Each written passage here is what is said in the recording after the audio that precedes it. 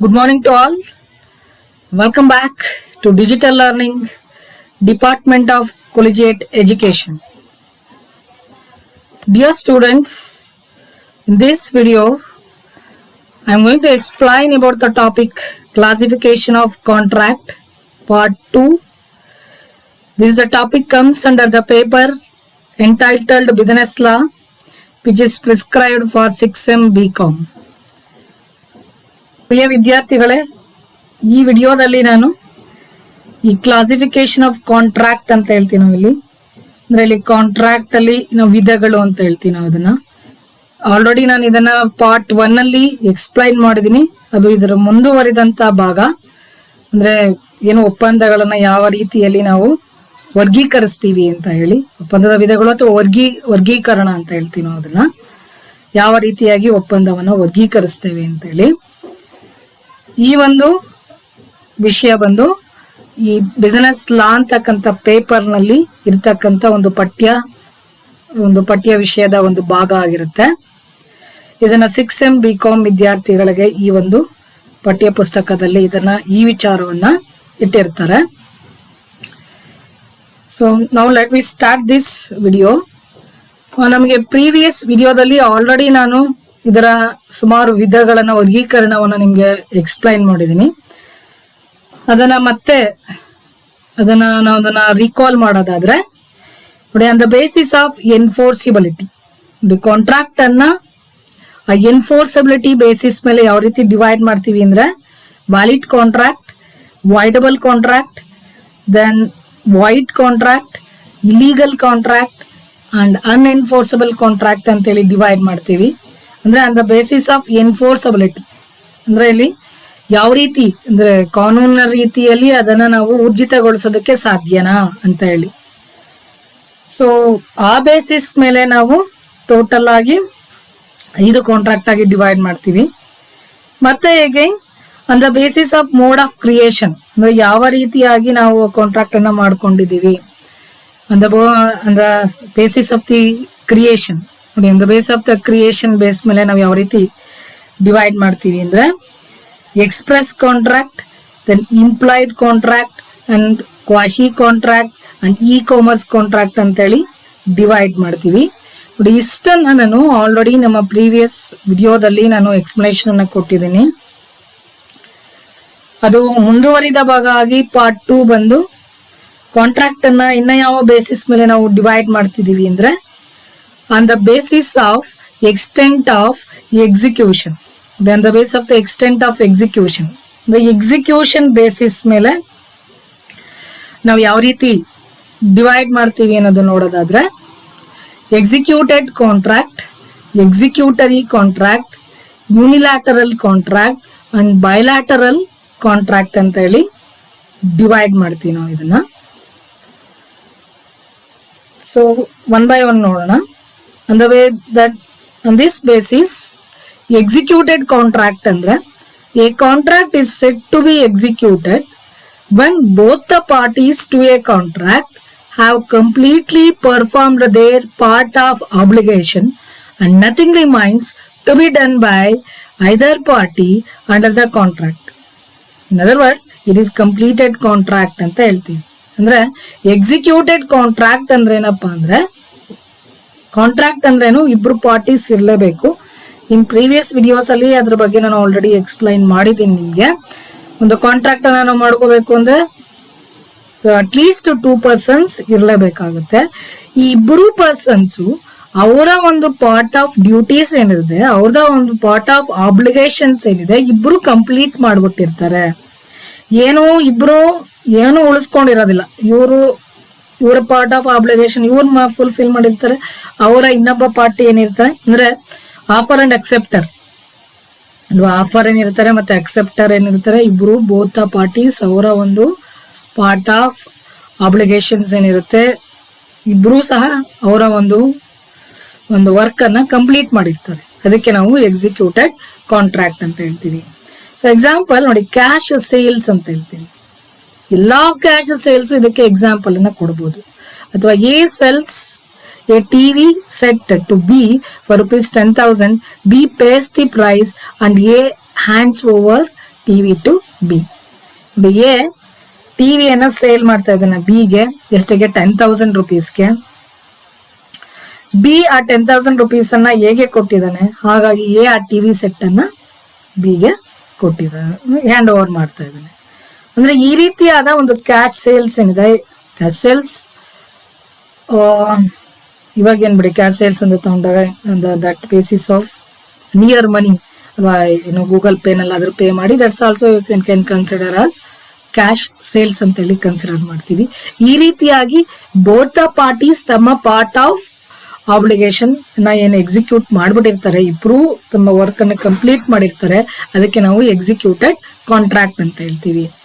ಇಲ್ಲಿ ನೀವೊಂದು ಎಲ್ಲೋ ಹೋಟೆಲ್ಗೆ ಹೋಗ್ತೀರಿ, ಬೇಕಾದಂತ ಐಟಮ್ ಅನ್ನ ಆರ್ಡರ್ ಮಾಡ್ತೀರಾ, ನೀವು ಅದನ್ನ ತಿಂತೀರಿ, ಅದಕ್ಕೆ ಅಮೌಂಟ್ ಅನ್ನ ಕೊಡ್ತೀರಾ. So that's also an executed contract. ಒಂದು ಬೇಕರಿಗೆ ಹೋಗಿದ್ದೀರಿ, ಏನೋ ನಿಮ್ಗೆ ಒಂದು ಜ್ಯೂಸ್ ಅಥವಾ ಇನ್ನೇನೋ ಒಂದು ಬ್ರೆಡ್ ಅಥವಾ ಒಂದು ಪಬ್ಸ್ ಏನೋ ಒಂದು ತಿಂದಿದ್ದೀರಾ, ಅದ್ರ ಅಮೌಂಟ್ ಅನ್ನ ನೀವು ಕೊಟ್ಟಿದ್ದೀರಾ. ಅಥವಾ ನೀವು ಒಂದು ಡ್ರೆಸ್ ತಗೊಳಕ್ ಹೋಗಿದ್ದೀರಾ, ಸೊ ಆ ಡ್ರೆಸ್ ನ ತಗೊಂಡಿದ್ದೀರಿ, ಆ ಡ್ರೆಸ್ಸಿನ ಅಮೌಂಟ್ ಅನ್ನ ಕೊಟ್ಟಿದ್ದೀರಾ. ಅಂದ್ರೆ ಇಲ್ಲಿ ಯಾವ್ದನ್ನು ನೀವು ಸಾಲ ಹೇಳಿ ಬರಬಾರ್ದು. ಸಾಲ ಹೇಳಿ ಬಂದ್ರೆ ಅದರ ಇದು ಬೇರೆ ಆಗುತ್ತೆ. ಬಟ್ ಇಲ್ಲಿ ಏನಿದೆ ಅದರ ಒಂದು ಅಮೌಂಟ್ ಏನಿತ್ತು, ಅದರ ಅಮೌಂಟ್ ಅನ್ನ ನೀವು ಪೇ ಮಾಡಿಬಿಟ್ಟಿದ್ದೀರಾ, ಆ ಗೂಡ್ಸ್ ಅನ್ನ ತಗೊಂಡಿದ್ದೀರಾ. ಆ ರೀತಿಯಾಗಿರ್ತಕ್ಕಂಥ ಎಲ್ಲಾ ಕಾಂಟ್ರಾಕ್ಟ್ ಅನ್ನ ನಾವಿಲ್ಲಿ ಎಕ್ಸಿಕ್ಯೂಟೆಡ್ ಕಾಂಟ್ರಾಕ್ಟ್ ಅಂತ ಹೇಳ್ತೀವಿ. Then executory contract. So executory contract ಅಂದ್ರೆ where the contract is yet to be performed either wholly or partially or one or both the parties have yet to perform their obligations. The contract is executory contract ಅಂತ ಹೇಳ್ತೀವಿ ಇದರಲ್ಲಿ. ಅಂದ್ರೆ ಇಲ್ಲಿ ನೋಡಿ, where the contract is yet to be performed, ಇನ್ನ perform ಮಾಡಬೇಕು ನೋಡಿ. ಐದರ್ ಹೋಲಿ ಪೂರ್ತಿಯಾಗಿ ಅಥವಾ ಪಾರ್ಷಿಯಲ್ ಆಗಿ. ಕೆಲವು ಟೈಮ್ ಏನಾಗುತ್ತೆ, ಒಂದ್ ಸ್ವಲ್ಪ ಅರ್ಧಂಬರ್ಧ ಕೆಲಸ ಮಾಡಿರ್ತಾರೆ, ಪೂರ್ತಿಯಾಗಿ ಕೆಲಸ ಮಾಡಿರೋದಿಲ್ಲ. ಅದಕ್ಕೆ ಇಲ್ಲಿ ಹೋಲಿ ಆರ್ ಪಾರ್ಷಿಯಲಿ ಅಂತ ಹೇಳ್ತೀವಿ.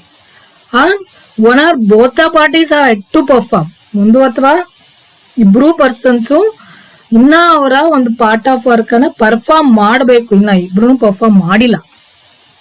ಅದಕ್ಕೆ ನಾವು ಎಕ್ಸಿಕ್ಯೂಟರಿ ಕಾಂಟ್ರಾಕ್ಟ್ ಅಂತ ಹೇಳ್ತೀವಿ. ಅಂದ್ರೆ ಇಲ್ಲಿ ಕೆಲವು ಎಷ್ಟೋ ಇದು ಬರುತ್ತೆ ನೋಡಿ, ಬೋತ್ ದ ಪಾರ್ಟೀಸ್ ಇವಾಗ ಯಾವುದೋ ಒಂದು ಕಾಂಟ್ರಾಕ್ಟ್ ಅನ್ನ ಒಪ್ಕೊಂಡಿದ್ದೀರಿ, ಒಂದ್ ಮನೆ ಇದನ್ನೇ ತಗೊಳ್ಳಿ, ಒಂದ್ ಮನೆ ಕಟ್ಟೋ ಕಾಂಟ್ರಾಕ್ಟ್ ಅನ್ನೇ ತಗೊಳ್ಳಿ. ಒಂದ್ ಮನೆ ಕಟ್ಕೊಡ್ತೀನಿ ಅಂತೇಳಿ ಒಪ್ಕೊಂಡಿದ್ದಾನೆ. ಸೊ ಆಯ್ತು, ನಿಂಗೆ ಕಟ್ಕೊಟ್ರೆ ನಾನು ಇಷ್ಟು ದುಡ್ಡು ಕೊಡ್ತೀನಿ ಅಂತೇಳಿ ಇವ್ರು ಒಪ್ಕೊಂಡಿದ್ದಾರೆ. ಇವರು ಇನ್ನ ಮನೆ ಕಟ್ಕೊಡಕ್ ಸ್ಟಾರ್ಟ್ ಮಾಡಿಲ್ಲ, ಅವ್ರೇನೋ ಅಮೌಂಟ್ ಕೊಟ್ಟಿಲ್ಲ.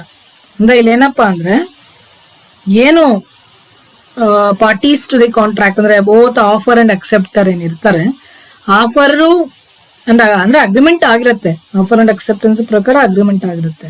ಆದ್ರೆ ಇಲ್ಲಿ ಇಬ್ರು ಪರ್ಸನ್ಸು ಒಂದು ಇದನ್ನ ಏನು ಮಾಡ್ಬೇಕಿತ್ತು, ಪಾರ್ಟ್ ಆಫ್ ಅಬ್ಲಿಗೇಷನ್ ಕಂಪ್ಲೀಟ್ ಮಾಡಿರಲ್ಲ. ಅಥವಾ ಮನೆ ಕಟ್ಕೊಡ್ತೀನಿ ಅಂತ ಹೇಳಿರ್ತಾನೆ, ಇನ್ನೊಂದ್ ಸ್ವಲ್ಪ ಫೌಂಡೇಶನ್ ಹಾಕಕ್ ಶುರು ಮಾಡಿರ್ತಾನೆ. ನೋಡಿ ಇಲ್ಲೇನ್ ಹೇಳ್ತೀವಿ, ಐದರ್ ಹೋಲಿ ಆರ್ ಪಾರ್ಶಿಯಲಿ ಆಗತ್ತೆ. ಇನ್ನು ಪೂರ್ತಿ ಕಟ್ಕೊಟ್ಟಿಲ್ಲ ಅಂದ್ರೆ, ಪೂರ್ತಿಯಾಗಿ ಕಟ್ಕೊಟ್ರೆ ಇಷ್ಟು ದುಡ್ಡು ಕೊಡ್ತೀನಿ ಅಂತ ಹೇಳಿರ್ತಾನೆ. ಆದ್ರೆ ಇನ್ನ ಇವನ್ ಸ್ಟಾರ್ಟ್ ಪಾರ್ಶಿಯಲಿ ಕಂಪ್ಲೀಟೆಡ್ ಆಗುತ್ತೆ ಅದು. ಹಾಗಾಗಿ ಇಲ್ಲಿ ಅಂದ್ರೆ ಎಂಟೈರ್ ಮನೇನ ನೀನ್ ಕಟ್ಕೊಟ್ರೆ ನಾನು ನಿಮ್ಗೆ ಒಂದು 30 lakhs ಕೊಡ್ತೀನಿ ಅಂತ ಹೇಳಿದಾನೆ ಅಂದ್ರೆ, ಅಲ್ಲಿಗೆ ಇವನು 30 lakhs ಇನ್ನ ಕೊಡ್ಬೇಕು. ಇವರು ಕೊಟ್ಟಿಲ್ಲ, ಅವರು ಇನ್ನ ಮನೆ ಕಟ್ಕೊಟ್ಟಿಲ್ಲ ಅಲ್ವಾ, ಅವರು ಇನ್ನ ಮನೆ ಕಟ್ಕೊಡ್ಬೇಕು. ಮನೆ ಕಟ್ಟಿದ್ ಫುಲ್ಫಿಲ್ ಆದ್ರೆ ಮಾತ್ರ ಇವರು ಅಮೌಂಟ್ ಅನ್ನ ಕೊಡ್ತಾರೆ. ಅಂದ್ರೆ ಇಲ್ಲಿ ಬೋತ್ ಪಾರ್ಟೀಸ್ ಏನಿರ್ತಾರೆ, ಇಬ್ರು ತಮ್ಮ ಒಂದು ಪಾರ್ಟ್ ಆಫ್ ಆಬ್ಲಿಗೇಷನ್ ಅನ್ನ ಅವರು ಕಂಪ್ಲೀಟ್ ಮಾಡಿರೋದಿಲ್ಲ. ಸೊ ಅದಕ್ಕೆ ನಾವಿಲ್ಲಿ ಎಕ್ಸಿಕ್ಯೂಟರಿ ಕಾಂಟ್ರಾಕ್ಟ್ ಅಂತ ಹೇಳ್ತೀವಿ. ದೆನ್ ನೆಕ್ಸ್ಟ್ ಒಂದು ಬೇಸ್ ಆಫ್ ಪರ್ಫಾರ್ಮೆನ್ಸ್ ಬೇಸ್ ಮೇಲೆ ಇನ್ನೊಂದು ಡಿವೈಡ್ ಮಾಡೋದಾದ್ರೆ ಯೂನಿಲ್ಯಾಟರಲ್ ಕಾಂಟ್ರಾಕ್ಟ್ ಅಂತ ಹೇಳ್ತೀವಿ. ಅದರಲ್ಲಿ ಒನ್ ಸೈಡೆಡ್ ಕಾಂಟ್ರಾಕ್ಟ್ ಅಂದ್ರೆ a unilateral contract is one in which a promise on one side is exchanged for an act of the other side. ಅಂದ್ರೆ ಇಲ್ಲಿ ಯುನಿಲ್ಯಾಟರಲ್ ಅಂದ್ರೆ ಒನ್ ಸೈಡೆಡ್ ಕಾಂಟ್ರಾಕ್ಟ್ ಅಂದ್ರೆ ಒಂದು ಕಡೆಯಿಂದ ಮಾತ್ರ ಪರ್ಫಾರ್ಮೆನ್ಸ್ ನಡೆದಿರುತ್ತೆ, ಬಟ್ ಇನ್ನೊಬ್ಬ ತನ್ನ ಒಂದು ಪಾರ್ಟ್ ಆಫ್ ವರ್ಕ್ ಅನ್ನ ಕಂಪ್ಲೀಟ್ ಮಾಡಬೇಕು. ಅದಕ್ಕೆ ನೋಡಿ ಇಲ್ಲಿ ಇದನ್ನ ನಾವು ಏನ್ ಹೇಳ್ತೀವಿ, ಮೀನ್ಸ್ ಒನ್ ಅಂತೇಳಿ. ಯುನಿಲ್ಯಾಟರಲ್ ಕಾಂಟ್ರಾಕ್ಟ್ ಅಥವಾ ಒನ್ ಸೈಡೆಡ್ ಕಾಂಟ್ರಾಕ್ಟ್ ಅಂತೇಳಿ. ಅಂದ್ರೆ ಇಲ್ಲಿ A contract is said to be unilateral where one party has discharged his obligation either before or at time of entering into contract. ನೋಡಿ ಇಲ್ಲೇನಪ್ಪ ಅಂದ್ರೆ ಯೂನಿಲ್ಯಾಟರಲ್ ಕಾಂಟ್ರಾಕ್ಟ್ ಅಲ್ಲಿ ಏನಾಗುತ್ತೆ, ಒಬ್ಬ ಪಾರ್ಟಿ ನೋಡಿ ಈ ಕಾಂಟ್ರಾಕ್ಟ್ ಅಲ್ಲಿ ಏನಾಗುತ್ತೆ, ಒಬ್ಬ ಪಾರ್ಟಿ ತನ್ನ ಪಾರ್ಟ್ ಆಫ್ ಆಬ್ಲಿಗೇಷನ್ ಅನ್ನ ಕಂಪ್ಲೀಟ್ ಮಾಡಿದ್ದಾರೆ. Discharge is obligation either before or at the time of entering to a contract. Contract ಅನ್ನ ಮಾಡ್ಕೋಬೇಕಾದ್ರೆ ಕಾಂಟ್ರಾಕ್ಟ್ ಮಾಡ್ಕೊಂಡ್ಮೇಲೆ ಅನ್ನೋ ಒಂದು ಪಾರ್ಟ್ ಆಫ್ ಆಬ್ಲಿಗೇಷನ್ ಅನ್ನ ಅವನು ಕಂಪ್ಲೀಟ್ ಮಾಡಿಬಿಟ್ಟಿದ್ದಾನೆ. ಅಂದ್ರೆ ಫಾರ್ ಎಕ್ಸಾಂಪಲ್ ನೋಡಿ, A agrees to make furniture for B for ₹2 lakhs. A has made the furniture but B has yet to make payment. ಅಂದ್ರೆ ಇಲ್ಲಿ ಯೂನಿಲ್ಯಾಟರಲ್ ಏನಾಗುತ್ತೆ ಅಂದ್ರೆ ಒಬ್ಬ ತನ್ನ ಪಾರ್ಟ್ ಆಫ್ ಆಬ್ಲಿಗೇಷನ್ ಅನ್ನ ಕಂಪ್ಲೀಟ್ ಮಾಡಿರ್ತಾರೆ, ಇನ್ನೊಬ್ರು ಮಾಡಿರೋದಿಲ್ಲ ಇನ್ನ. ಅಂದ್ರೆ ಇಲ್ಲಿ ನೋಡಿ ಎಕ್ಸಾಂಪಲ್ ಹೇಳೋದಾದ್ರೆ ನೋಡಿ, A agrees to make furniture. A ಒಪ್ಕೊಂತಾರೆ ಏನಂತ, ನಾನು ಫರ್ನಿಚರ್ಸ್ ಅನ್ನ ಮಾಡ್ಕೊಡ್ತೀನಿ ಅಂತ ಹೇಳಿ ಎ ಒಪ್ಕೊಂಡಿದ್ದಾರೆ. That is make a furniture for B. ಬಿಗೆ ಫರ್ನಿಚರ್ ಮಾಡ್ಕೊಡ್ತೀನಿ ಅಂತ ಹೇಳಿ ಒಪ್ಕೊಂಡ್ರು. ಎಷ್ಟಕ್ಕೆ? ₹2 lakh. ಎ ಎಲ್ಲ ಫರ್ನಿಚರ್ ಅನ್ನು ಮಾಡ್ಕೊಟ್ಟಿದ್ದಾರೆ. A has to made the furniture but B has yet to make payment. B ಇನ್ನ ಅದಕ್ಕೆ ಸಂಬಂಧಪಟ್ಟಂತ ಅದರ ಅಮೌಂಟ್ ಅನ್ನ ಬಿ ಇನ್ನ ಪೇಮೆಂಟ್ ಮಾಡಿಲ್ಲ. ಇವತ್ತು ಎಷ್ಟೋ ಸತಿ ನೋಡಿ ಸುಮಾರು ಈ ತರ ಎಷ್ಟೋ ಒಂದು ಕಾಂಟ್ರಾಕ್ಟ್ಸ್ ಈ ರೀತಿಯಾಗಿ ಮಾಡ್ಕೊಂತ ಇರ್ತೀವಿ. ಅಂದ್ರೆ ಇಲ್ಲಿ ಮನೆ ಫಾರ್ ಎಕ್ಸಾಂಪಲ್ ಇವನು ಹೌಸಿಂಗ್ ಕಾಂಟ್ರಾಕ್ಟ್ ಅನ್ನೇ ತಗೊಳ್ಳೋದಾದ್ರೆ ಎಕ್ಸಾಂಪಲ್ ನೋಡಿ, A offer and acceptor. A offer ಮಾಡಿರ್ತಾನೆ, ನೋಡು ನಂದು ಇಷ್ಟು ಒಂದು ಸೈಟಿನ ಮನೆಯನ್ನ ಏನು ಈ ಒಂದು ಏರಿಯಾನ 30-40 ಒಂದು ಸೈಟಲ್ಲಿ ನನಗೆ ಇಷ್ಟು ಚದರದ ಒಂದು ಮನೆಯನ್ನ ನನಗೆ ಎಷ್ಟು ಒಂದು 15 ಚದರದ ಮನೆಯನ್ನ ನೀನು ನನಗೆ ಒಂದು ₹30 lakhs ಕಟ್ಕೊಡು ಅಂತೀನಿ. ಸೊ ಅವನೆಲ್ಲ ಫುಲ್ ಪಾಪ ಕಟ್ಕೊಟ್ಬಿಟ್ಟಿದ್ದಾನೆ, ಆದ್ರೆ ಇನ್ನೂ ಅಮೌಂಟ್ ಅನ್ನ ಕೊಟ್ಟಿಲ್ಲ. ಯಾಕೆಂದ್ರೆ ನೋಡಿ ಇವತ್ತಿದೆಯಲ್ಲ ಈ ಅಮೌಂಟ್ ಅನ್ನ ಕೊಡ್ಬೇಕಾದ್ರೆ ಕೆಲವು ಟೈಮು ಕೆಲವ್ರಿಗೆ ತುಂಬಾ ಕಷ್ಟ ಆಗ್ಬೋದು, ಕೊಡೋದಕ್ಕೆ ಮೇ ಬಿ ಟೈಮ್ ತಗೋಬಹುದು. ಹಾಗಾಗಿ ಯಾಕೆಂದ್ರೆ ಸುಮಾರು ಎಕ್ಸ್ಪೆಂಡಿಚರ್ಸ್ ಜಾಸ್ತಿ ಆದಾಗ ಸುಮಾರು, ಯಾಕೆಂದ್ರೆ ಮನೆ ಕಟ್ಟಬೇಕು ಅಂತಂದ್ರೆ ಅದೊಂದೇ ಅಲ್ಲ, ಸುಮಾರು ಮುನ್ಸಿಪಾಲಿಟಿಯಿಂದ ಪರ್ಮಿಷನ್ ತಗೊಳ್ಳೋದಿರ್ಬೋದು ಅಥವಾ ಬೇರೆ ಬೇರೆ ಒಂದು ಅದಕ್ಕೆ ಸಂಬಂಧಪಟ್ಟಂತೆ ಸುಮಾರು ಎಕ್ಸ್ಪೆಂಡಿಚರ್ಸ್ ಅವ್ರಿಗೆ ಇನ್ಕರ್ ಆಗಿರುತ್ತೆ. ಹಾಗಾಗಿ ಇವ್ರಿಗೆ ಪೂರ್ತಿಯಾಗಿ ಅಮೌಂಟ್ ಅನ್ನ ಕೊಡೋಕ್ಕಾಗಿರೋದಿಲ್ಲ. ಅವಾಗ ಏನಾಗುತ್ತೆ ಅಂದ್ರೆ, ಈಗ ಯಾರು ಮನೆ ಕಟ್ಕೊಡ್ಬೇಕು ಅಂತ ಏನಿದ್ದ, ಮನೆ ಕಟ್ಕೊಡ್ಬೇಕಾದಂತಿದ್ದನು ಅವನ ತನ್ನ ಒಂದು ಪಾರ್ಟ್ ಆಫ್ ಆಬ್ಲಿಗೇಷನ್ ಅನ್ನ ಅವನು ಫುಲ್ಫಿಲ್ ಮಾಡ್ದ. ಆದ್ರೆ ಇನ್ನೊಬ್ಬ ಏನಿದಾನೆ ಪರ್ಸನ್, ಅವನ ಒಂದು ಪಾರ್ಟ್ ಆಫ್ ಆಬ್ಲಿಗೇಷನ್ ಅನ್ನ ಅವರು ಕಂಪ್ಲೀಟ್ ಮಾಡಿರೋದಿಲ್ಲ. ಈ ರೀತಿ ಅಂದ್ರೆ ಸುಮಾರು ಇವತ್ತು ನೋಡಿ ನಮ್ಮ ಡೈಲಿ ಲೈಫ್ ಅಲ್ಲಿ ಈ ರೀತಿಯಾದ ಒಂದು ಅಗ್ರಿಮೆಂಟ್ಸ್ ಸುಮಾರು ನಾವು ಮಾಡ್ಕೊಂತ ಇರ್ತೀವಿ. ಒನ್ ಸೈಡೆಡ್ ಅಗ್ರಿಮೆಂಟ್, ಮಾತ್ರ ಒಂದು ತನ್ನ ಪಾರ್ಟ್ ಆಫ್ ಆಬ್ಲಿಗೇಷನ್ ಏನು ಕಂಪ್ಲೀಟ್ ಮಾಡಿರ್ತಾನೆ, ಅದಕ್ಕೆ ನಾವು ಯೂನಿಲ್ಯಾಟರಲ್ ಕಾಂಟ್ರಾಕ್ಟ್ ಅಂತ ಹೇಳ್ತೀವಿ. Then bilateral contracts. Bilateral contract are two sided contracts ಅಂತ ಹೇಳ್ತೀವಿ. ಇದರಲ್ಲೇ ಇದೆ ನೋಡಿ, at the time of its formation these will be two outstanding obligation, one on either party to the contract.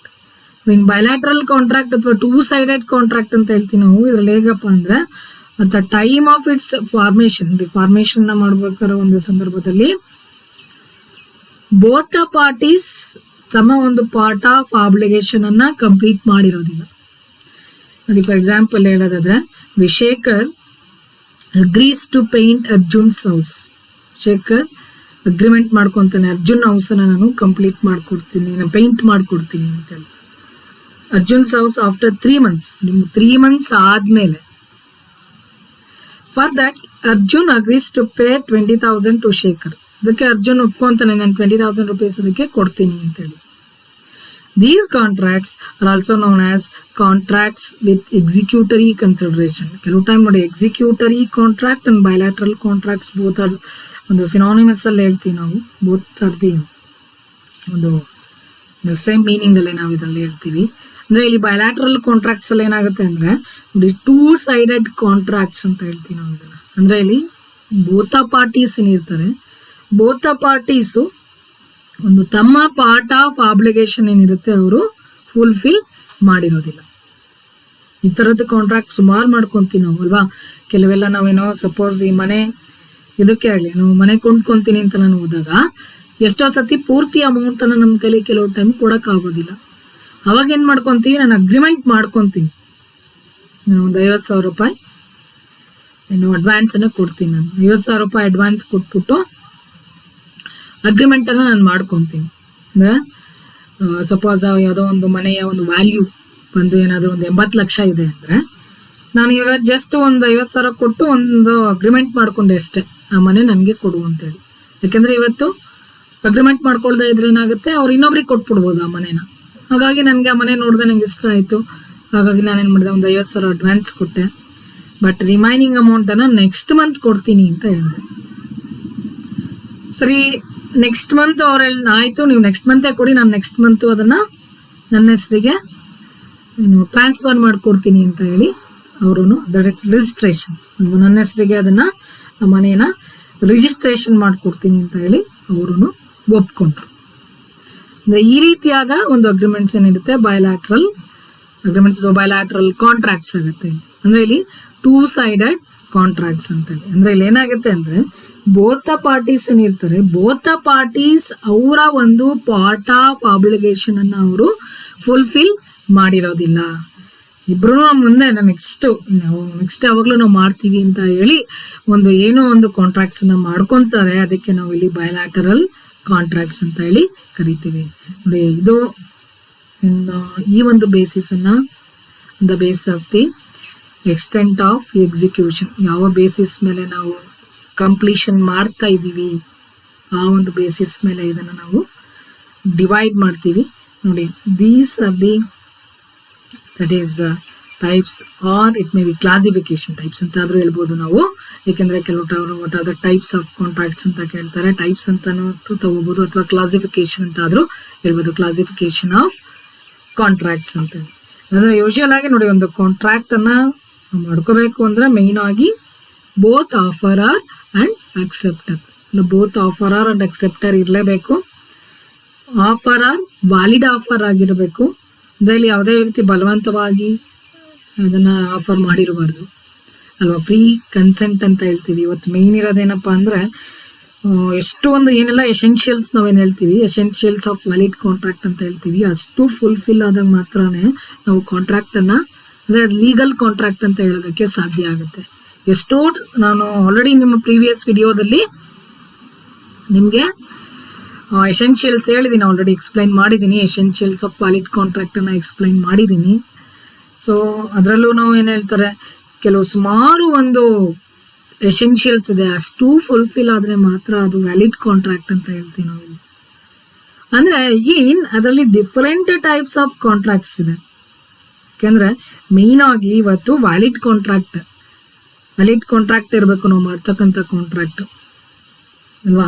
Already ನಾನು previous ವಿಡಿಯೋದಲ್ಲಿ ಹೇಳಿದ್ದೆ, that is on the basis of enforceability. ನೋಡಿ, enforceability ಮೇಲೆ ನಾವು ಡಿವೈಡ್ ಮಾಡಿದಾಗ ವ್ಯಾಲಿಡ್ ಕಾಂಟ್ರಾಕ್ಟ್ ಅಂತ ಹೇಳ್ತೀವಿ. ಅಂದರೆ ಇಲ್ಲಿ according to law it is enforceable ಅಲ್ವಾ. ಕಾನೂನಿನ ರೀತಿಯಲ್ಲಿ ಅದನ್ನು ಎನ್ಫೋರ್ಸ್ ಮಾಡೋದಕ್ಕೆ ಸಾಧ್ಯ ಆಗಿರಬೇಕು. ಯಾಕೆಂದರೆ ಇವತ್ತು ಎಷ್ಟೊಂದು ಕಾಂಟ್ರಾಕ್ಟ್ಸ್ಗಳನ್ನ ಮಾಡ್ಕೊತಾ ಇರ್ತೀವಿ ನಾವು ಅಲ್ವಾ. ಇನ್ ಕೇಸ್ ಏನು ಯಾವುದಾದ್ರು ಬೇರೆ ಬೇರೆ ರೀತಿಯ ಬೇರೆಯವ್ರಿಗೆ ತೊಂದರೆ ಕೊಡ್ತಕ್ಕಂಥದ್ದು ಒಂದು ಕಾಂಟ್ರಾಕ್ಟನ್ನು ಮಾಡ್ಕೊತೀವಿ, ಆದರೆ ಅದು ವ್ಯಾಲಿಡ್ ಆಗೋದಿಲ್ಲ, ಅಕಾರ್ಡಿಂಗ್ ಟು ಲಾ ವ್ಯಾಲಿಡ್ ಆಗೋದಿಲ್ಲ ಅಲ್ವಾ. ಇವತ್ತು ಎಷ್ಟೋ ಸತಿ ನಿಮಗೆ ಆಲ್ರೆಡಿ ಇದನ್ನು ಎಕ್ಸ್ಪ್ಲೈನ್ ಮಾಡಿದ್ದೀನಿ ಅಲ್ಲ, ಬೇರೆಯವರ ಪ್ರಾಪರ್ಟಿಯನ್ನು ಡಿಸ್ಟ್ರಾಯ್ ಮಾಡೋದಕ್ಕೂ ಅಗ್ರಿಮೆಂಟ್ಸ್ಗಳು ಮಾಡ್ಕೊತಾರೆ. ಅಥವಾ ನೋಡಿ, ಇವತ್ತು ಡ್ರಗ್ಸ್ ಇವತ್ತು ಇನ್ನೊಬ್ಬ ಬೇರೆ ರೀತಿ ಆ್ಯಕ್ಚುಲ್ ಆಗಿ ಕೆಲವೆಲ್ಲ ಏನಿದೆ ಅದು ಹೆಲ್ತಿಗೆ ತುಂಬ ತೊಂದರೆ ಕೊಡುತ್ತೆ, ಒಬ್ಬ ಮನುಷ್ಯನ ಒಂದು ಹೆಲ್ತಿಗೆ ತುಂಬ ತೊಂದರೆ ಕೊಡ್ತದೆ. ಆದ್ರೂ ನಾವು ಇವತ್ತಂದರೆ ಅಟ್ರಾಕ್ಟ್ ಆಗಿದ್ದೀವಲ್ವ, ಇವನ್ನ ಮೇನ್ಲಿ ಇವತ್ತು ನಮ್ಮ ಯಂಗ್ ಜನ್ರೇಷನ್ನೇ ಕೆಲವಕ್ಕೆ ಅಟ್ರಾಕ್ಟ್ ಆಗಿದ್ದಾರೆ. ಇನ್ನು ಡ್ರಗ್ಸ್ಗೆ ಅಡಿಕ್ಟ್ ಆಗಿಬಿಟ್ರೆ ಲೈಫಲ್ಲಿ ಅವರು ಸರ್ವೈವ್ ಆಗೋದಕ್ಕೆ ಸಾಧ್ಯ ಆಗೋದಿಲ್ಲ, ಲೈಫಲ್ಲಿ ಅವರ ಗೋಲನ್ನು ಅಚೀವ್ ಮಾಡೋದಕ್ಕೆ ಸಾಧ್ಯ ಆಗೋದಿಲ್ಲ. ಆದರೂ ಸಹ ನೋಡಿ, ಇಂಡೈರೆಕ್ಟ್ಲಿ ಒಂದು ಸಮಾಜದಲ್ಲಿ ಏನಾಗುತ್ತೆ, ಈ ಒಂದು ನೋಡಿ, ಅವ್ರು ಡ್ರಗ್ಸ್ ಸೇಲ್ ಮಾಡಬಹುದು, ಅವ್ರು ಇವ್ರು ತಗೊಳ್ಳದೇ ಇದ್ರೆ, ಆದ್ರೂ ಅಂತ ಒಂದು ಕಾಂಟ್ರಾಕ್ಟ್ಸ್ ಅನ್ನು ಇವತ್ತು ಸಮಾಜದಲ್ಲಿ ಮಾಡ್ಕೊಳ್ತಾ ಇದ್ದಾರೆ. ಅದೆಲ್ಲನೂ ಸಹ ಇಟ್ ಈಸ್ ವೈಡ್ ಕಾಂಟ್ರಾಕ್ಟ್. ಕಾನೂನಿನ ರೀತಿಯಲ್ಲಿ ನೀವು ಯಾವುದೇ ರೀತಿಯ ಡ್ರಗ್ಸ್ ಏನಿದೆ ಅದನ್ನ ನಾವು ಸೇಲ್ ಮಾಡ್ತಿದ್ದಾರೆ ಅಥವಾ ಅವ್ರು ಪರ್ಚೇಸ್ ಮಾಡ್ತಿದ್ದಾರೆ, ಆಕ್ಚುಲ್ ಆಗಿ ಸೇಲ್ ಮಾಡೋದು ತಪ್ಪು, ಅವ್ರು ಪರ್ಚೇಸ್ ಮಾಡೋದು ತಪ್ಪೆ. ಯಾಕೆಂದ್ರೆ ಅದು ಆ ಒಂದು ಮೇ ಬಿ ದಟ್ ಪೀರಿಯಡ್ ಅಲ್ಲಿ ಅವರು ರಿಲ್ಯಾಕ್ಸ್ ಅನ್ಸ್ಬೋದು, ಟೆನ್ಷನ್ ಇಂದ ರಿಲ್ಯಾಕ್ಸ್ ಆಗ್ಬೋದು. ಆದ್ರೆ ಲೈಫ್ ಲಾಂಗ್ ಅವರಲ್ಲಿ ಇರ್ತಕ್ಕಂಥ ಮೆಮೊರಿ ಇರ್ಬೋದು ಅಥವಾ ಆರ್ಗನ್ಸ್ ಏನಿದೆ, ಅವರ ಆರ್ಗನ್ಸ್ ತನ್ನ ಒಂದು ವರ್ಕ್ ಮಾಡೋದನ್ನ ಕ್ರಮೇಣ ಬರ್ತಾ ಬರ್ತಾ ಅದು ಕಳ್ಕೊಂಡ್ಬಿಡುತ್ತೆ. ಅಂದ್ರೆ ಬೇಗ ಏನೋ ಒಬ್ಬ ಪರ್ಸನ್ಸ್ ಇರ್ತಾರೆ, ಅವರು ಬೇಗ ಸಾಯೋ ಒಂದು ಪರಿಸ್ಥಿತಿಗೆ ಹೊಟ್ಟೋಗ್ಬಿಡ್ತಾರೆ ಅವರು. ಹಾಗಾಗಿ ಯಾರೊಬ್ರಿಗೂ ತೊಂದರೆ ಮಾಡ್ತಕ್ಕಂಥ ಅಗ್ರಿಮೆಂಟ್ಸ್ಗಳನ್ನ ಅಥವಾ ಇನ್ನೊಬ್ಬರ ಪ್ರಾಪರ್ಟಿಯನ್ನ ನಾವು ಡಿಸ್ಟ್ರಾಯ್ ಮಾಡ್ತಕ್ಕಂಥ ಒಂದು ಅಗ್ರಿಮೆಂಟ್ಸ್ಗಳನ್ನ ನಾವು ಮಾಡ್ಕೋಬಾರ್ದು. ಅಂಥದ್ದೆಲ್ಲ ವೈಡ್ ಕಾಂಟ್ರಾಕ್ಟ್ಸ್ ಆಗುತ್ತೆ. ಕೆಲಸದ ಏನಾಗುತ್ತೆ, ಫೋರ್ಸಿಬಲ್ ಆಗಿ ನಾವು ಕಾಂಟ್ರಾಕ್ಟ್ಸ್ ಅನ್ನು ಮಾಡ್ಕೋಬಾರ್ದು. ಇವಾಗ ಫೋರ್ಸಿಬಲ್ ಆಗಿ ಕಾಂಟ್ರಾಕ್ಟ್ ಮಾಡ್ಕೊಂಡಾಗ ಏನಾಗುತ್ತೆ, ದಟ್ಸ್ ಅನ್ ವೈಡಬಲ್ ಕಾಂಟ್ರಾಕ್ಟ್ ಆಗುತ್ತೆ. ಯಾವುದೇ ರೀತಿ ಫಿಸಿಕಲ್ ಥ್ರೆಟ್ ಇಂದ ಆಗಲಿ ಅಥವಾ ಇನ್ಯಾವುದೇ ರೀತಿಯ ಒಂದು ಮಾನಸಿಕವಾಗಿ ಹಿಂಸೆಯನ್ನು ಕೊಟ್ಟೆ ಆಗಲಿ ಒಂದು ಅಗ್ರಿಮೆಂಟ್ಸ್ ಅನ್ನ ನಾವು ಮಾಡ್ಕೋಬಾರ್ದು. ಮತ್ತೆ ಇನ್ನೊಂದೇನಪ್ಪ ಅಂದ್ರೆ, ಕೆಲವೆಲ್ಲ ಇವನ್ ಲೀಗಲ್ ಆಗೇ ಇರೋದಿಲ್ಲ, ಇಲ್ಲೀಗಲ್ ಕಾಂಟ್ರಾಕ್ಟ್ಸ್ ಆಗಿರುತ್ತೆ ಕೆಲವೆಲ್ಲ.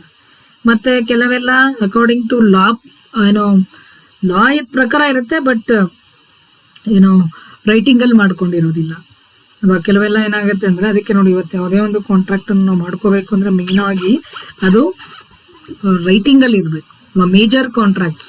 ಯಾಕೆಂದ್ರೆ ಇವತ್ತು ಎವ್ರಿ ಡೇ ನಾವು ಕೆಲವು ಗೂಡ್ಸ್ ಅನ್ನ ಪರ್ಚೇಸ್ ಮಾಡ್ತಾ ಇರ್ತೀವಿ, ಎಲ್ಲವಕ್ಕೂ ನಾವು ರೈಟಿಂಗ್ ಅಲ್ಲಿ ಅಗ್ರಿಮೆಂಟ್ಸ್ ಅನ್ನ ಮಾಡ್ಕೊಳ್ಳೋದಕ್ಕೆ ಬರೋದಿಲ್ಲ. ಯಾಕೆಂದ್ರೆ ಎವ್ರಿ ಡೇ ನಾನೇ ಆಗ್ಲಿ ನೀವೇ ಆಗ್ಲಿ ಹೊರಗಡೆ ಒಂದು ಸೊಸೈಟಿನಲ್ಲಿ ಇದೀವಿ ಅಂದ್ರೆ ಸುಮಾರು ಒಂದು ಗೂಡ್ಸ್ ಅನ್ನ ನಾವು ಪರ್ಚೇಸ್ ಮಾಡ್ಬೇಕಾಗಿ ಬರುತ್ತೆ. ಅಥವಾ ಸರ್ವಿಸಸ್ ಅನ್ನ, ಕೆಲವರು ಸರ್ವಿಸಸ್ ಅನ್ನ ಕೊಡ್ತಾರೆ, ಸರ್ವಿಸ್ ಏನ್ ಕೊಟ್ಟಿರ್ತಾರೆ ಅದಕ್ಕೆ ಅಮೌಂಟ್ ಅನ್ನ ಪೇ ಮಾಡ್ಬೇಕಾಗಿ ಬರುತ್ತೆ. ಎಲ್ಲದಕ್ಕೂ ನಾವು ರೈಟಿಂಗ್ ಅಲ್ಲಿ ಮಾಡ್ಕೊಳಕ್ ಬರೋದಿಲ್ಲ. ಹಾಗಾಗಿ ಟ್ರಸ್ಟ್ ಅಂತ ನಾವೇನ್ ಹೇಳ್ತೀವಲ್ಲ, ಆ ಟ್ರಸ್ಟ್ ಅನ್ನೋದಿತ್ತು ಅಂದ್ರೆ ಬಿಸಿನೆಸ್ ಅಲ್ಲಿ ವಿತೌಟ್ ದಿ ಏನೇನಿ ರೈಟಿಂಗ್ ಅಲ್ವಾ, ರೈಟಿಂಗ್ ಅಲ್ಲಿ ಏನು ಇಲ್ದೇನೆ ಕೆಲವು ಅಗ್ರಿಮೆಂಟ್ಸ್ ನ ಅವ್ರು ಮಾಡ್ಕೊಂತ ಇರ್ತಾರೆ. ಆದ್ರೆ ಕೆಲವು ಒಪ್ಪಂದಗಳನ್ನ ಮಾಡ್ಕೋಬೇಕಾದ್ರೆ ಮೇಜರ್ ಅಗ್ರಿಮೆಂಟ್ಸ್ ಅಂತ ಹೇಳ್ತೀವಿ, ಆ ಮೇಜರ್ ಅಗ್ರಿಮೆಂಟ್ಸ್ ಅನ್ನ ಅವ್ರು ಮಾಡ್ಕೋಬೇಕಾದಾಗ ಏನಾಗುತ್ತೆ, ಒಂದು ರೈಟಿಂಗ್ ಅಲ್ಲಿ ಇರ್ಬೇಕಾಗತ್ತೆ, ಮತ್ತೆ ಅಕಾರ್ಡಿಂಗ್ ಟು ದಿ ಲಾ ಇರ್ಬೇಕಾಗತ್ತೆ. ಯಾಕಂದ್ರೆ ರೈಟಿಂಗ್ ಅಲ್ಲಿ ಮಾಡ್ಕೊಂಡಿದೀನಿ ಅಂತ ಹೇಳಿ ನಾವು ಅದು ಇಲ್ಲೀಗಲ್ ಆಗಿರಬಾರ್ದು. It is not against to the law ಅಲ್ವಾ, ಲಾ ಎಗ್ನೆಸ್ಟ್ ಆಗಿರಬಾರ್ದು. ಅದೇ ತರ on the base of mode of creation ಅಲ್ಲಿ ನೋಡೋದಾದ್ರೆ, ಇವತ್ತು ಎಷ್ಟೋ ಜಸ್ಟ್ ಎಕ್ಸ್ಪ್ರೆಸ್ ಕಾಂಟ್ರಾಕ್ಟ್ಸ್ ಇರುತ್ತೆ. ಆಲ್ಮೋಸ್ಟ್ ಇವತ್ತು ಮ್ಯಾಕ್ಸಿಮಮ್ ನಾವು ಸೊಸೈಟಿನಲ್ಲಿ ಡೇ ಟು ಡೇ ಕೆಲವು ಟ್ರಾನ್ಸಾಕ್ಷನ್ಸ್ ಎಲ್ಲ ನಾವೇನೆಲ್ಲ ಮಾಡ್ಕೊಂಡಿರ್ತೀವಿ ಅದೆಲ್ಲ ಎಕ್ಸ್ಪ್ರೆಸ್ ಕಾಂಟ್ರಾಕ್ಟ್ಸ್ ಆಗುತ್ತೆ. ಮತ್ತೆ ಕೆಲವು by the conduct of the party it is to be implied ಅಲ್ವಾ, ಇಂಪ್ಲಾಯ್ಡ್ ಕಾಂಟ್ರಾಕ್ಟ್ಸ್ ಆಗಿರುತ್ತೆ. ಕೆಲವು ಕಾಂಟ್ರಾಕ್ಟ್ಸ್ ಕ್ವಾಶಿ ಕಾಂಟ್ರಾಕ್ಟ್ಸ್ ಆಗುತ್ತೆ. ಯಾಕಂದ್ರೆ ಕ್ವಾಶಿ ಕಾಂಟ್ರಾಕ್ಟ್ಸ್ ಅಂತ ತಗೊಂಡಾಗ ಏನಾಗುತ್ತೆ, ಮೇನ್ಲಿ ಆಕ್ಚುಲ್ ಆಗಿ ಕಾಂಟ್ರಾಕ್ಟ್ಸ್ ಅಲ್ಲ ಅದು ಅಂತ ಹೇಳ್ಬೋದು ಅದು, ಬಟ್ ಇಂಡೈರೆಕ್ಟ್ಲಿ ನಾವು ಆ ಒಂದು ಕಾಂಟ್ರಾಕ್ಟ್ಗೆ ನಾವು ಬದ್ಧರಾಗಿರ್ತೇವೆ. ಆಲ್ರೆಡಿ ಹೇಳಿದ್ದೀನಿ, ನಾನು ಪ್ರೀವಿಯಸ್ ವಿಡಿಯೋದಲ್ಲಿ ಹೇಳಿದ್ದೀನಿ ನಾನು. ಅಂದ್ರೆ ಇಲ್ಲಿ ಯಾವುದೋ ಒಂದು ಫೈಂಡರ್ ಆಫ್ ಲಾಸ್ಟ್ ಗೂಡ್ಸ್ ಅಂತ ಹೇಳ್ತೀವಿ ಅಲ್ವಾ, ಯಾವುದೋ ಒಂದು ನೆಲ ಹೋಗ್ತಾ ಇದೆ ದಾರಿಲಿ, ಯಾವುದೋ ಒಂದು ನನಗೆ ಒಂದು ಗೂಡ್ ಸಿಕ್ತು ಅಂದ್ರೆ ಮೇನ್ ಆಗಿ ಗೋಲ್ಡ್ ಸಿಕ್ತು ಅಂದ್ರೆ ಮೇನ್ ಆಗಿ ಅದೇ ತಗೊಂತೀವಿ. ಗೋಲ್ಡ್ ಅನ್ನ ನಾನು ತಗೊಂಡ್ರೆ ಇಂಡೈರೆಕ್ಟ್ಲಿ ನಾನು ಅದನ್ನ ಕಳ್ತನ ಮಾಡ್ದಂಗೆ ಆಗೋದು. ಯಾಕೆಂದ್ರೆ ನಂದಲ್ಲ ಅಂದ್ಮೇಲೆ ಆ ಪ್ರಾಪರ್ಟಿನ ತಗೊಂಡೋಗ್ಬಿಟ್ಟು ನಾನು ರಿಯಲ್ ಓನರ್ ಯಾರು ಇರ್ತಾರೆ ಅವ್ರಿಗೆ ನಾನು ಅದನ್ನ ತಗೊಂಡೋಗಿ ಕೊಡ್ಬೇಕಾಗುತ್ತೆ. ನೋಡಿ, ಎಂಥವೆಲ್ಲಾನು ಕ್ವಾಶಿ ಕಾಂಟ್ರಾಕ್ಟ್ ಅಲ್ಲಿ ಬರುತ್ತೆ. ಅಂದ್ರೆ ಅದು ಕಾಂಟ್ರಾಕ್ಟ್ ಅಲ್ಲಿ ಆಕ್ಚುಯಲ್ ಆಗಿ ಡೈರೆಕ್ಟ್ ಆಗಿರೋದಿಲ್ಲ, ಡೈರೆಕ್ಟ್ ನಾನು ಅವ್ರ ಜೊತೆ ಕಾಂಟ್ರಾಕ್ಟ್ ಮಾಡ್ಕೊಂಡಿರಲ್ಲ. ಅದೇ ಇಂಡೈರೆಕ್ಟ್ಲಿ ನಾನು ಯಾವುದೇ ಒಂದು ಗೂಡ್ಸ್ ಅಂದ್ರೆ ಫೈಂಡರ್ ಆಫ್ ಲಾಸ್ಟ್ ಗೂಡ್ಸ್, ಯಾರೋ ಒಬ್ಬ ಗೂಡ್ಸ್ ಅಲ್ಲಿ ಇಟ್ಟು ಹೋಗಿದ್ದಾನೆ ಇವಾಗ ಇವತ್ತು ಎಷ್ಟೋ ಜನ ಮಾಸ್ ಕಾರ್ಡ್ಸ್ಗಳು ಕಳ್ಕೊಂತಿರ್ತಾರೆ, ಅದನ್ನ ತಗೊಂಡ್ಬಿಟ್ಟು ನಾನು ನಂದು ಅಂತ ಹೇಳಕ್ ಬರೋದಿಲ್ಲ. ಅದು ತಗೊಂಡಿದ್ದೀನಿ ಅಂದ್ರೆ ಅದರ ಓನರಿಗೆ ನಾನು ತಲುಪಿಸ್ಬೇಕು, ಇಲ್ಲದ್ರೆ ತಗೊಂಡೋಗಿ ಪೊಲೀಸ್ ಸ್ಟೇಷನ್ ಆದ್ರೂ ಕೊಡ್ಬೇಕು ಅಲ್ವಾ. ಆ ರೀತಿಯಾದ ಕೆಲವು ಗೂಡ್ಸ್ ಅನ್ನ ನಾನು ತಗೊಂಡ್ರೆ ಹಂಗೆ ಬಂದ್ರೆ ಕ್ವಾಶಿ ಕಾಂಟ್ರಾಕ್ಟ್ ಬರೋದಿಲ್ಲ. ಬಟ್ ಆ ಪ್ರಾಪರ್ಟಿ ನಾನು ತಗೊಂಡ್ಬಂದಿದ್ದೀನಿ ಅಂದ್ರೆ ಕ್ವಾಶಿ ಕಾಂಟ್ರಾಕ್ಟ್ಸ್ ಅನ್ನೋದು ಅಲ್ಲಿ ಅದೇ ಕ್ವಾಶಿ ಕಾಂಟ್ರಾಕ್ಟ್ ಅನ್ನೋದು ಸ್ಟಾರ್ಟ್ ಆಗುತ್ತೆ. ದೆನ್ ಇವತ್ತು ಸುಮಾರು ನೋಡಿ ಎಲ್ಲ ಇ ಕಾಮರ್ಸ್ ಕಾಂಟ್ರಾಕ್ಟ್ಸೇ ಜಾಸ್ತಿ ಈಗ ಬರ್ತಾ ಬರ್ತಾ ಈಗೇನಾಗಿದೆ ಅಂದರೆ ಇವನ್ ನಾವು ಗೂಡ್ಸನ್ನು ಹೋಗಿ ಅಂಗಡಿಗೆ ಹೋಗಿ ಪರ್ಚೇಸ್ ಮಾಡೋ, ಯಾಕೆಂದರೆ ಇವತ್ತು because of that even modern very fast ಲೈಫಲ್ಲಿ ನಾನು ಅಲ್ಲಿಗೆ ಹೋಗ್ಬಿಟ್ಟು ಪರ್ಚೇಸ್ ಮಾಡೋಕ್ಕೂ ನಂಗೆ ಟೈಮ್ ಇರೋದಿಲ್ಲ. ಹಾಗಾಗಿ ಇವತ್ತು ಆನ್ಲೈನಲ್ಲಿ ನಾನು ಆರ್ಡರ್ ಮಾಡಿ ಎಷ್ಟೋ ಗೂಡ್ಸನ್ನ ನಾನು ಪರ್ಚೇಸ್ ಮಾಡ್ಬೋದು. ಸೊ ಅಂದರೆ ಅದೇ ಥರ ನೋಡಿ, ಎಕ್ಸಿಕ್ಯೂಷನ್ ಬೇಸಿಸ್ ಮೇಲೆ ಡಿವೈಡ್ ಮಾಡೋದಾದ್ರೆ ಎಕ್ಸಿಕ್ಯೂಟರಿ, ಯುನಿಲ್ಯಾಟ್ರಲ್ ಕಾಂಟ್ರಾಕ್ಟ್ ಆ್ಯಂಡ್ ಬಯಲ್ಯಾಟ್ರಲ್ ಕಾಂಟ್ರಾಕ್ಟ್ಸ್ ಅಂತ ಹೇಳಿ ನಾವು ಅದನ್ನು ಡಿವೈಡ್ ಮಾಡ್ತೀವಿ. ಯಾಕೆಂದರೆ ಎಷ್ಟೋ ಟ್ರಾನ್ಸಾಕ್ಷನ್ಸನ್ನು ನಾವು ಅಂದರೆ ಸ್ಪಾಟ್ ಇಟ್ ಸೆಲ್ಫ್ ಅಲ್ವಾ, ಅದರ ಅಮೌಂಟ್ ಏನಿದೆ ಕ್ಯಾಶ್ನ ಕೊಟ್ಬಿಟ್ಟು ಗೂಡ್ಸನ್ನು ಪರ್ಚೇಸ್ ಮಾಡ್ಕೊಂಡು ಬರ್ತಾ ಇರ್ತೀವಿ. ಡೈಲಿ ಲೈಫಲ್ಲಿ ಜಾಸ್ತಿ ಎಕ್ಸಿಕ್ಯೂಟೆಡ್ ಕಾಂಟ್ರಾಕ್ಟ್ಸನ್ನೇ ನೋಡ್ತೀವಿ ಅಲ್ವಾ. ಎಕ್ಸಿಕ್ಯೂಟೆಡ್ ಕಾಂಟ್ರಾಕ್ಟ್ಸಲ್ಲಿ ಇವತ್ತು ನಾವೆಲ್ಲ ಹೊರಗಡೆ ಹೋಯ್ತು ಅಂದರೆ ಒಂದು ಮತ್ತೆ ಬಿಗಿನಿಂಗಿಂದ ಹಿಡಿದು ಅಂದರೆ ಮಾರ್ನಿಂಗಲ್ಲಿ ನಾವೊಂದು ಹಾಲ್ ಪರ್ಚೇಸ್ ಮಾಡ್ಬೋದು, ಅಥವಾ ಇನ್ನೇನೋ ನನಗೆ ಬೇಕಾದಂಥ ಒಂದು ದಿನಸಿ ಐಟಮನ್ನು ಪರ್ಚೇಸ್ ಮಾಡ್ಬೋದು, ಅಥವಾ ಎನಿಥಿಂಗ್ಸ್ ಅಲ್ವಾ. ಇವತ್ತು ಸುಮಾರು ಗೂಡ್ಸನ್ನು ನಾನು ಅಲ್ಲಿ ಸ್ಪಾಟಲ್ಲಿ ಕ್ಯಾಶ್ ಕೊಟ್ಬಿಟ್ಟು ನಾನು ಪರ್ಚೇಸ್ ಮಾಡ್ತಾ ಇರ್ತೀವಿ. ಅದು ಎಕ್ಸಿಕ್ಯೂಟೆಡ್ ಕಾಂಟ್ರಾಕ್ಟ್ಸ್ ಆಗುತ್ತೆ. ಎಷ್ಟೋ ಟೈಮು ನಾವು ಅದನ್ನು ಇಮಿಡಿಯೇಟ್ ಆಗಿ ಕಾಂಟ್ರಾಕ್ಟ್ ಮಾಡ್ಕೊಳಕ್ಕೆ ಬರಲ್ಲ, ಫ್ಯೂಚರಲ್ಲಿ ಅಲ್ವಾ. ಇವತ್ತು ಮನೆ ಇರ್ಬೋದು, ಅಥವಾ ಕೆಲವು ಗೂಡ್ಸನ್ನು ನೀವು ಆರ್ಡರ್ ಕೊಟ್ಟಿರ್ತೀರಾ, ಅಮೌಂಟ್ ಪೇ ಮಾಡಿರ್ತೀರಾ, ಆದರೆ ಅದನ್ನು ಇನ್ನು ಫ್ಯೂಚರಲ್ಲಿ ಬರುತ್ತೆ. ನಾವು ಬುಕ್ಕಿಂಗ್ ಮಾಡ್ಕೊಂಡಿರ್ತೀರ, ಮೊದಲೇ ಬುಕ್ಕಿಂಗ್ ಮಾಡ್ಕೊಂಡಿರ್ತೀರ, ಅದನ್ನ ಫ್ಯೂಚರಲ್ಲಿ ಬರುತ್ತೆ ಅಂತ ಒಂದು ಕೆಲವು ಕಾಂಟ್ರಾಕ್ಟ್ಸನ್ನು ಸಹ ನಾವು ಮಾಡ್ಕೊತಾ ಇರ್ತೀವಿ ಅಲ್ವಾ. ಇಷ್ಟರಲ್ಲಿ ಐ ಥಿಂಕ್ ನಾವು ಮೇ ಬಿ ವ್ಯಾಲಿಡ್ ಕಾಂಟ್ರಾಕ್ಟನ್ನು ಅದೆಲ್ಲ ಏನಾಗುತ್ತೆ, ಇಟ್ಸ್ ಕಮ್ಸ್ ಅಂಡರ್ ಅದು ಅಕಾರ್ಡಿಂಗ್ ಟು ಲಾ ಪ್ರಕಾರನೇ ಬರುತ್ತೆ. ಅದು ಕೆಲವೆಲ್ಲ ನಾವು ಬಿಸ್ನೆಸ್ಸಲ್ಲಿ ಮಾಡ್ಕೊತೀವಿ. ಬಟ್ ಡೈಲಿ ಲೈಫಲ್ಲಿ ನಾವು ಮಾಡ್ಕೊಳ್ತಕ್ಕಂಥ ಕಾಂಟ್ರಾಕ್ಟ್ ಯಾವುದಪ್ಪ ಅಂದರೆ on the basis of executed contract ಇರೋದು. That is on the base of the execution ಮೇಲೆ ನಾವು ಸುಮಾರು ಕಾಂಟ್ರಾಕ್ಟ್ಸನ್ನ ಮಾಡ್ಕೊತೀವಿ. ದಟ್ ಈಸ್ ಎಕ್ಸಿಕ್ಯೂಟೆಡ್ ಕಾಂಟ್ರಾಕ್ಟ್ಸು, ಅಥವಾ ಎಕ್ಸಿಕ್ಯೂಟರಿ ಕಾಂಟ್ರಾಕ್ಟ್ಸು, ಅಥವಾ ಯುನಿಲ್ಯಾಟರಲ್ ಕಾಂಟ್ರಾಕ್ಟ್ಸು, ದೆನ್ ಬಯಲ್ಯಾಟ್ರಲ್ ಕಾಂಟ್ರಾಕ್ಟ್ಸು. ಇಂಥ ಒಂದು ಕಾಂಟ್ರಾಕ್ಟ್ಸನ್ನು ನಮ್ಮ ಲೈಫಲ್ಲಿ ನಾವು ಡೈಲಿ ಮಾಡ್ಕೊತಾನೆ ಇರ್ತೀವಿ. ಓಕೆ ಡಿಯರ್ ಸ್ಟೂಡೆಂಟ್ಸ್, ಇಷ್ಟು ನಿಮಗೆ ಅರ್ಥ ಆಗಿದೆ ಅಂತ ನಾನು ಭಾವಿಸಿದ್ದೀನಿ. ಎನಿ ಡೌಟ್ಸ್ ಇದ್ರೆ once again the same can comment on ಯೂಟ್ಯೂಬಲ್ಲಿ ಕಾಮೆಂಟ್ ಮಾಡಿ ಆ ಇನ್ಫಾರ್ಮೇಷನ್ನ ಕೇಳಿ. Thank you.